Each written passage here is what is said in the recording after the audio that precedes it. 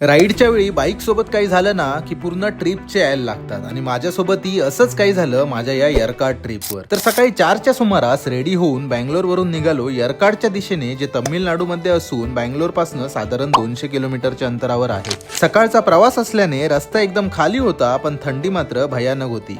होसूर करून सेलमच्या दिशेने निघालो आणि पुढच्या प्रवासाला मी खूप एक्साइटेड होतो, पण नशिबाचे वेगळेच प्लॅन होते। 100 किलोमीटरचा प्रवास करून सेलम मध्ये पोहोचताच मला बाईकच्या चेनचा आवाज यायला लागला। सकाळची वेळ असल्याने एकही गॅरेज उघडं नव्हतं। हळूहळू गाडी चालवत कसा बसा 30 किलोमीटरचा प्रवास केला आणि फायनली एक गॅरेज भेटलं जे उघडं होतं। गॅरेज मध्ये गाडी दाखवताच मला समजलं की बाईकची चेन ओव्हरटाईड होती। बाईकच्या चेनचं काम केलं आणि बाईक व्यवस्थित झाली तशी जीवात जीव आल्याने मी निघालो पुढच्या प्रवासाला। वाटेत एक छोटासा ब्रेकफास्ट स्टॉप घेतला, जिथे मस्त केळीच्या पानात डोसा आणि चहाचा आनंद घेतला। तिथून पुढे निघताच मी पोहोचलो एका अशा रस्त्यावर जिथे होते 32 हेअर पिन बँड। हा रस्ता क्रूज करताना मनात एक वेगळीच फिलिंग येत होती। 32 हेअर पिन बँड क्रॉस करून जेव्हा मी यरकाडच्या टोकावर पोहोचलो तेव्हा सगळ्यात आधी मी रूम शोधायला घेतला। बऱ्याच शोधानंतर 1300 मध्ये मला एक रूमही सापडला, जिथे मी बॅग टाकल्यात, फ्रेश झालो आणि निघालो यरकाड भटकंतीसाठी। पुढच्या एपिसोड मध्ये आपण बघणार आहोत यरकाड मधले काही फेमस लोकेशन जसे की लेक्स, व्ह्यू पॉइंट्स आणि काही ऍडव्हेंचरस ऍक्टिव्हिटीज। सो फॉलो करायला विसरू नका।